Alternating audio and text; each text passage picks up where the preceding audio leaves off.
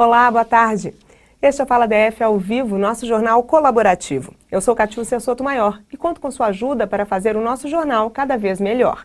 Mande para a gente suas sugestões de pauta, ideias, reclamações pelo WhatsApp 61 982 11 49 48 ou para o nosso e-mail faladfcanal11@gmail.com. Casamento já remeteu a tão somente uma relação entre homem e mulher.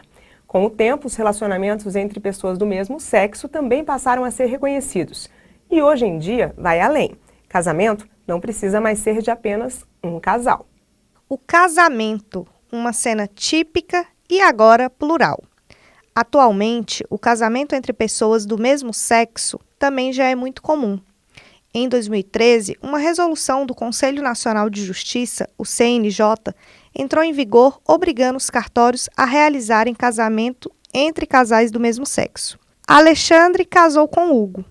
Teve assinaturas, festa e nada de muita burocracia. A gente realizou aqui em Brasília mesmo, por ser até a nossa residência, então assim fica mais fácil desta forma. Mas a gente pesquisa na internet, sim, a gente vai na internet, a gente consegue achar respostas, a gente vai atrás é muito novo tudo, eu acho, né? O casamento homoafetivo é uma coisa muito recente, então assim eu acho que tem muitas preocupações, se vai ser rápido, vai ser difícil, mas não, foi tudo tranquilo. A gente conseguiu, de forma tranquila, achar as respostas na internet, entrar em contato com os cartórios, resolver data, horário e resolver isso tudo tranquilamente e ser um evento muito agradável, gostoso e um momento bem legal para nós. Homem e mulher, homem e homem, mulher e mulher. Quando a gente falava de casamento até um tempo atrás, esse era um tema que envolvia apenas duas pessoas. Mas os tempos mudaram. Com o poliamor, as relações agora têm muitas outras possibilidades. Uniões estáveis plurimas, aquelas que envolvem mais de duas pessoas ou independem do sexo, já foram registrados em cartórios aqui no Brasil. Entretanto, o Conselho de Direito de Família e Sucessões pediu para o Conselho Nacional de Justiça recomendar a suspensão desse tipo de contrato, até que esteja tudo regulamentado. Por quê? Em razão de todos os direitos que ali estão envolvidos, quer dizer, direitos de natureza sucessória, de natureza previdenciária, de natureza familiar e principalmente do pátrio poder. Mas já é uma realidade no direito brasileiro. Se a questão dos direitos ainda é confusa, também é difícil definir, sem errar, o que é um relacionamento plural. Olha, a poligamia, né, seria o que a gente chama hoje de concubinato, né? Ou seja, são pessoas que se encontram em impedimento de manterem uniões estáveis. Né? Veja, numa união estável plurima, as pessoas se agrupam, mas nenhuma delas tem nenhum impedimento legal para se unirem. E essas tantas regras estão valendo até para quem está apenas namorando. Está super na moda também. Esses dias eu estive, inclusive, num cartório para realizar um trabalho, vários jovens, principalmente para diferenciar da união estável. Quer dizer, eles mantêm características semelhantes, mas quando não tem o ânimos, o elemento subjetivo, a intenção de manter uma família, vai num cartório para evitar o quê? A comunhão dos bens, a divisão, a questão de discussões sobre bens, vai no cartório e escritura uma união de namoro, para diferenciar da união estáveis e de todos os direitos por ela gerados. No sábado, o motorista de aplicativo foi feito refém enquanto bandidos distribuíam drogas pelo DF. A vítima ficou cerca de 2 horas em poder dos criminosos. O condutor aceitou o chamado feito por uma suposta cliente do sexo feminino para a corrida em Taguatinga e, quando chegou ao local, foi abordado por 3 homens.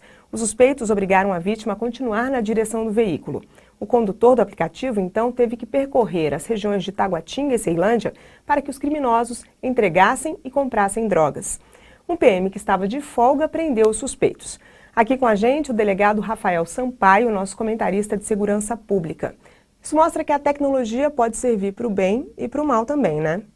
Sem dúvida. Nesse caso, nós observamos que a tecnologia ela foi utilizada para o mal, mas também ela pode ser utilizada para o bem. Esse tipo de aplicativo, eles identificam a localização dos seus motoristas por GPS. Então, se houver um botão de pânico, onde o motorista ele possa informar a central de que ele está sendo vítima de algum crime, de alguma extorsão, alguma ameaça, essa central poderia muito bem informar as forças de segurança que localizariam imediatamente essa vítima com os criminosos. O que aconteceu com esses 3 criminosos? Eles foram presos por causa da arma de fogo, por causa da droga? O que ficou definido no caso deles? Esse fato é muito interessante para ser analisado, porque ele demonstra as falhas do nosso sistema, né? Eles foram presos em flagrante para associação para o tráfico, porque foram localizadas drogas com eles. Mas vamos supor que eles tivessem dispensado essa droga antes e a polícia não tivesse como materializar esse tráfico de entorpecentes, né? Esse fato ele poderia ser tipificado, inclusive, como um constrangimento ilegal com o emprego de arma de fogo. E isso seria um crime de menor potencial ofensivo e esses indivíduos seriam colocados imediatamente em liberdade mediante a assinatura de um compromisso de comparecer em juízo posteriormente. Ou seja, é uma medida muito branda para um fato tão grave. Normalmente, o que acontece nesse tipo de caso quando eles são presos com arma de fogo e drogas? Com arma de fogo e drogas, que são dois tipos, né, que têm sido muito combatidos por nossa sociedade, ele ficou preso em flagrante, né, pela associação para o tráfico e até mesmo por tortura, porque o fato descrito pela vítima, né, fez com que a autoridade policial pudesse tipificar a conduta como tortura. O sofrimento narrado pela vítima, psicológico, né, fez com que a autoridade policial pudesse tipificar como tortura também esse delito. No caso, se ele tivesse sido preso especificamente pela arma, a prisão seria muito mais rígida se fosse por causa do porte ilegal do que... É isso? Não, a incoerência do nosso sistema aqui, por exemplo, o constrangimento ilegal praticado com o emprego de arma de fogo, ele tem uma pena mais branda do que o próprio porte da arma de fogo. Ou seja, o constrangimento ilegal, nesse caso, ele ficaria desprezado em relação ao porte de arma de fogo, né? Porque a nossa sociedade ela passou a reprimir com maior intensidade o porte de arma de fogo e se esqueceram os legisladores desse tipo relacionado ao constrangimento legal. Muito obrigada. Daqui a pouco a gente volta. No segundo bloco tem mais segurança pública no DF. Voltamos já já.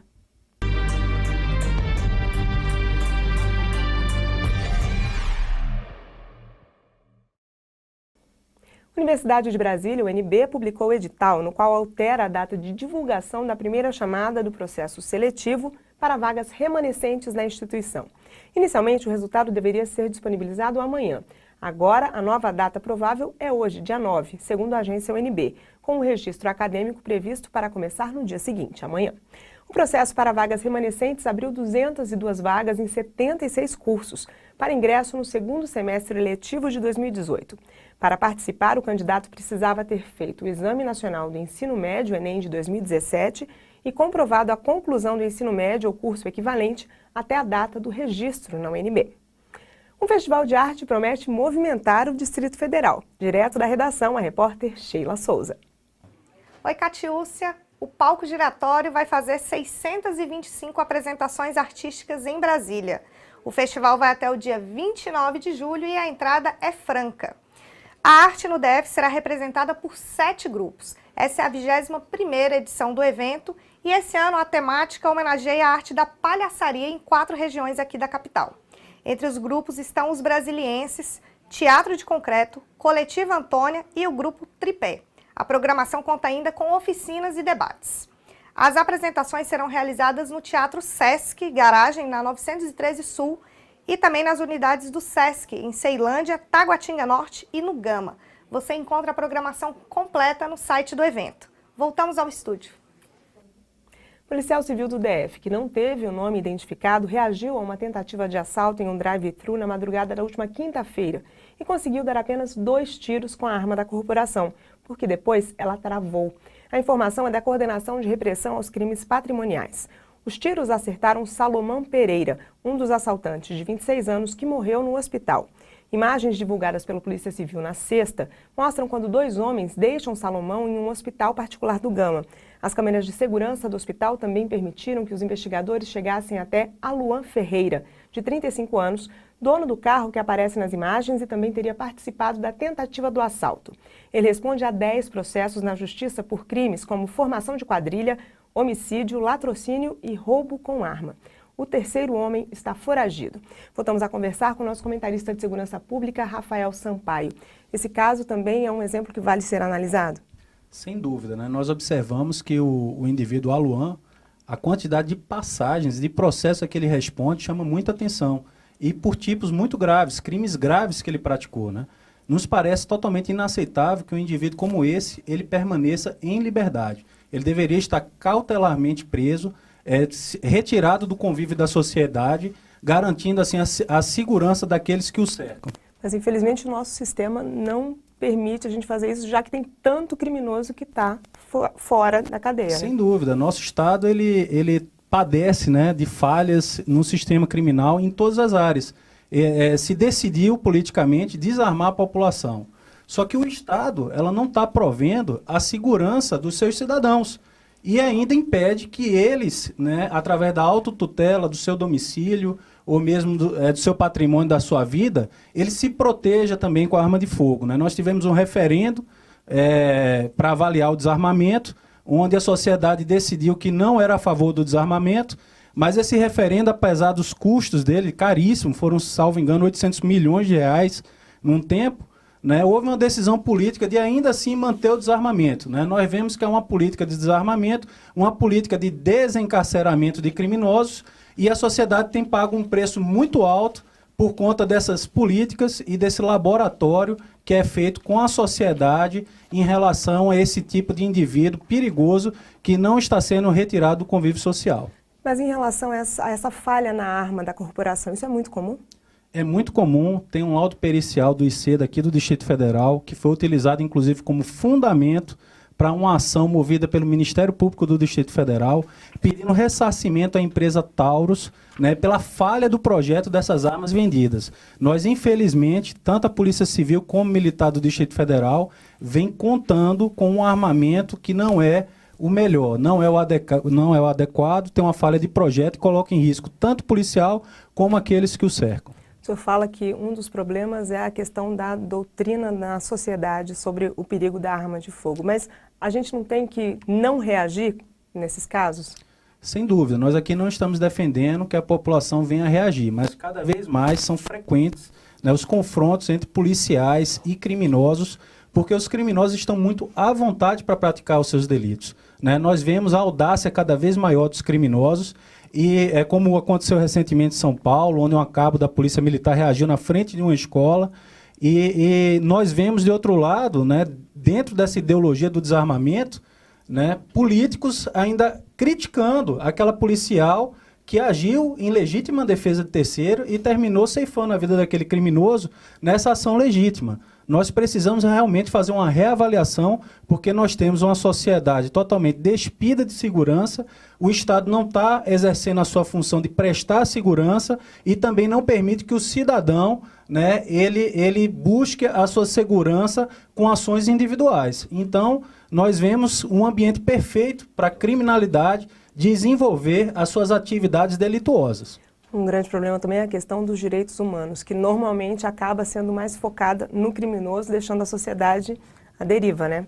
Sim, nós temos um direitos humanos aqui no Brasil muito desenvolvido a partir da desmilitarização do governo, né?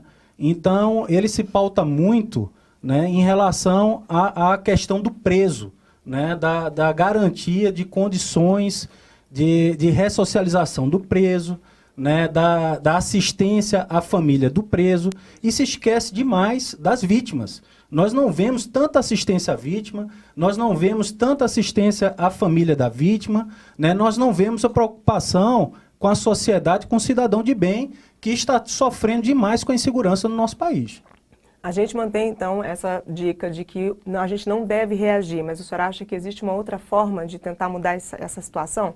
Não tenho a menor dúvida de que nós não devemos reagir. A própria polícia, ela sempre atua com superioridade numérica. Ou seja, nós quando vamos executar operações, mandados de busca e apreensão, prisão, nós convocamos servidores em número superior à quantidade de criminosos que vão ser alvo dessa operação. Por quê? Para garantir a nossa segurança. O criminoso ele precisa sentir que ele não tem muita chance caso ele venha reagir, para que essa operação venha a ter o menor número de baixas possível, né? Isso não acontece com o cidadão. O cidadão, via de regra, ele vai estar em inferioridade em relação ao criminoso. Mas o que nós estamos colocando, né, até para reflexão, é que nós temos uma sociedade desarmada, uma sociedade vulnerável, e enquanto os criminosos se encontram absolutamente à vontade para a prática delituosa. Será que não está no momento de rever alguns conceitos, como, por exemplo, os crimes no interior de domicílio, né?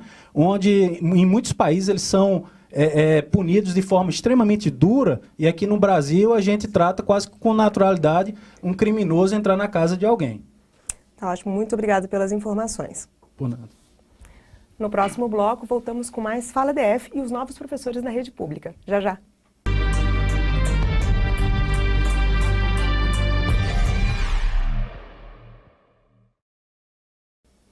Na última semana, saiu a nomeação de 680 novos professores da rede pública do Distrito Federal. Será que esse número é suficiente para o retorno às aulas no final de julho?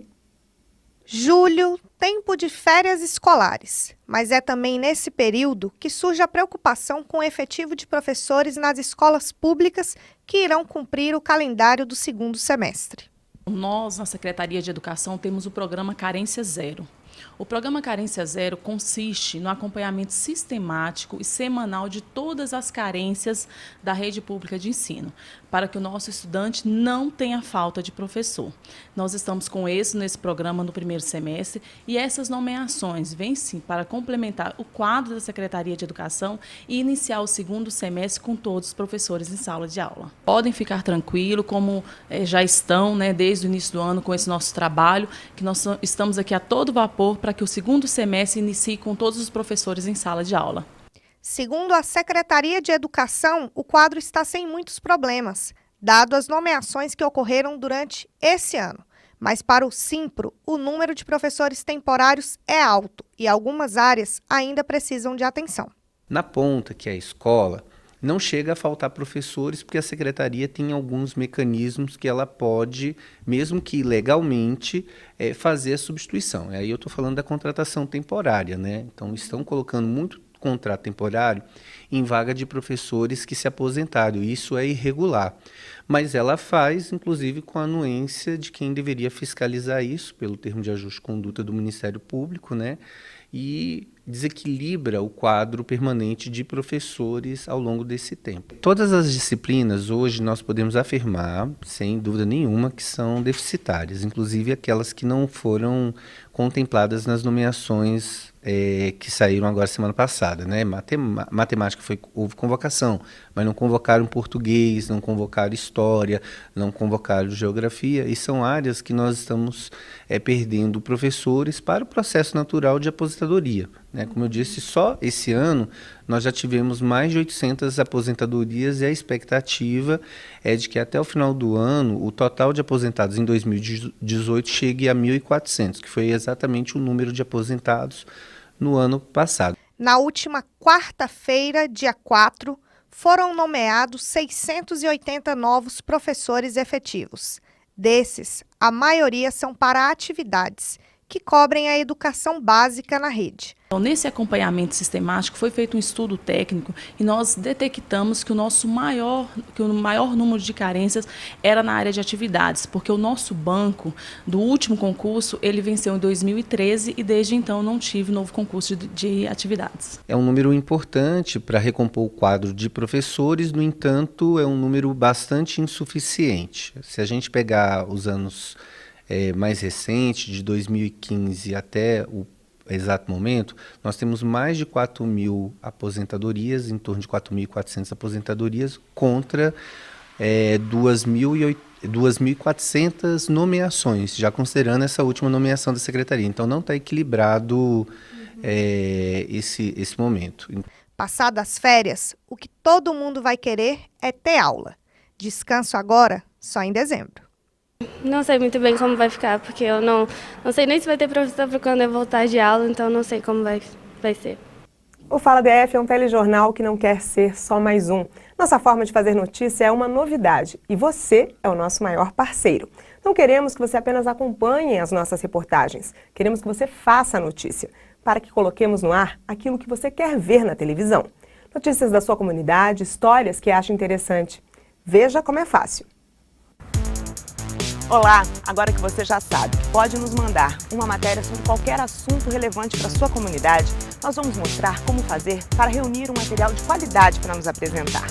Se você vai filmar com o seu celular, lembre-se de usar a melhor resolução do aparelho e sempre a câmera da parte de trás.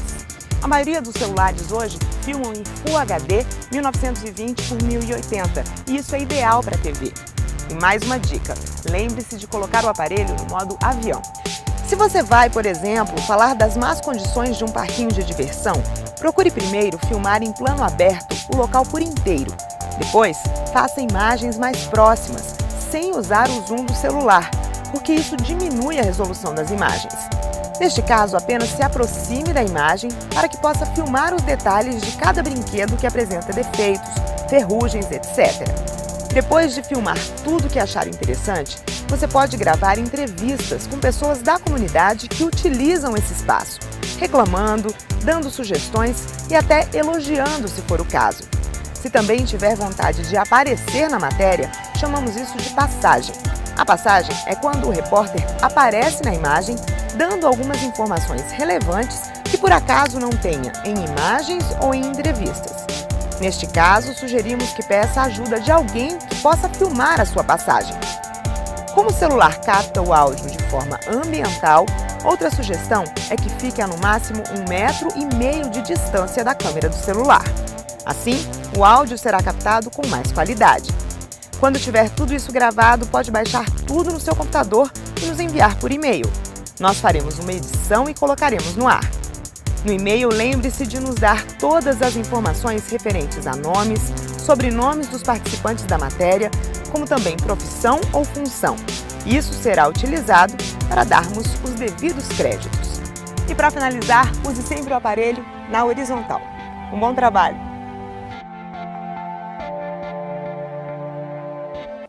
E esta edição chegou ao fim. Contamos com a sua audiência aqui na TV União, canal 11.1, de segunda a sexta-feira, sempre às 13h30, ao vivo no Fala DF. Se quiser rever as matérias e entrevistas, estamos no YouTube. Acompanhe também nossas redes sociais. O Facebook é o Fala DF e o Instagram é o @FalaDF. Obrigada pela companhia. A gente se reencontra amanhã. Vamos fazer este jornal juntos.